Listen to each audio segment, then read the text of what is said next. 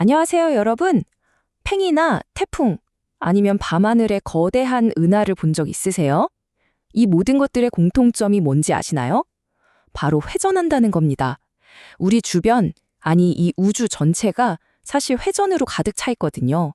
오늘은 바로 이 모든 회전을 지배하는 아주 놀라운 물리법칙, 그 비밀 코드를 함께 풀어보려고 합니다. 자, 그럼 바로 본론으로 들어가 볼까요? 제가 아주 간단해 보이는데 막상 생각해보면, 이게 왜 그러지? 싶은 질문 하나로 시작해 볼게요. 자, 여기 쌩쌩 돌아가는 자전거 바퀴가 있다고 상상해 보세요. 이 바퀴, 분명히 하나로 된 물체잖아요? 그런데 과연 이 바퀴의 모든 부분이 똑같은 속도로 움직이고 있을까요? 예를 들면 바퀴의 한가운데 중심 부분이요. 그리고 저 바깥쪽 가장자리 부분. 둘 중에 어디가 더 빠를까요? 한번 생각해 보세요. 이 질문에 답을 하려면요. 먼저 우리가 흔히 생각하는 속도라는 개념이 왜 회전하는 물체에는 딱 들어맞지 않는지 그 문제부터 좀 짚고 넘어가야 해요. 우리가 학교에서 배운 거 있잖아요. 속도는 거리를 시간으로 나누는 값이다. 이거요. 자동차처럼 앞으로 쭉 가는 직선 운동에는 이게 완벽하게 맞아요. 근데 이걸 회전하는 바퀴에 그대로 갖다 대면 좀 이상해지죠. 왜냐면 바퀴 중심은 거의 제자리에 있는데 가장자리는 엄청나게 빠른 속도로 움직이잖아요. 같은 물체인데 속도가 다 다르다? 뭔가 이상하죠. 그러니까 이 공식만으로는 설명이 안 되는 거예요. 우리한테는 뭔가 새로운 도구가 필요한 거죠. 그러면 과학자나 엔지니어들은 이 까다로운 문제를 도대체 어떻게 해결했을까요? 사실 이분들이 회전의 세계를 이해하기 위해서 아주 기발한 일종의 치트키 같은 걸 만들어냈습니다. 아마 지금 딱 이런 생각 하시는 분들 계실 거예요. 아니, 각도면 그냥 우리가 다 아는 360도 그거 쓰면 되는 거 아니야? 뭘 또 새로 만들어? 네, 정말 좋은 질문입니다. 그런데 문제가 하나 있어요. 우리가 각도를 잴 때 쓰는 도라는 단위는 실제 길이 단위인 미터랑 바로 연결이 안 돼요. 이게 제일 큰 문제예요. 그래서 이 문제를 해결하기 위해 등장한 해결사가 바로 라디안입니다. 자, 여기 화면을 보시면요. 라디안이라는 건 뭐냐면 원의 반지름 길이 있죠. 그 반지름 길이만큼 원의 둘레, 즉 호의 길이가 똑같아지는 순간의 각도, 바로 그 각도를 1라디안이라고 약속한 거예요. 되게 똑똑하죠.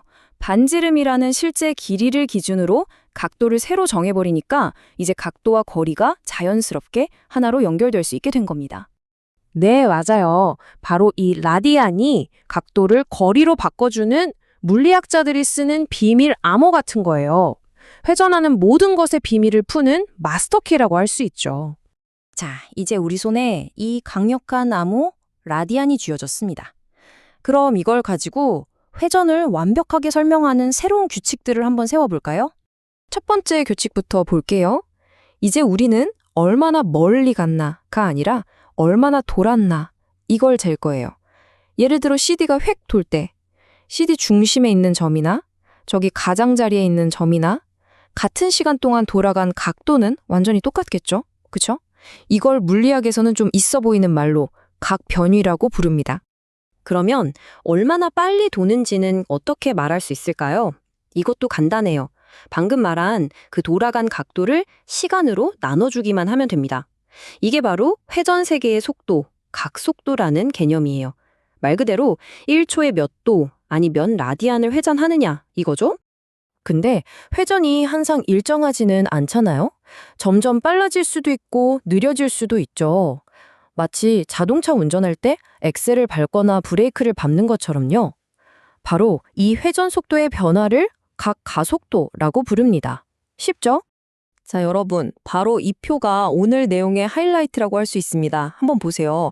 우리가 방금 배운 각변위, 각속도, 각가속도, 이게 사실은 우리가 원래 알던 직선 운동의 위치, 속도, 가속도랑 그냥 완벽한 쌍둥이에요. 이름이랑 기호만 살짝 바꾼 거죠. 개념이나 공식의 구조가 완전히 똑같아요. 진짜 대단하지 않나요?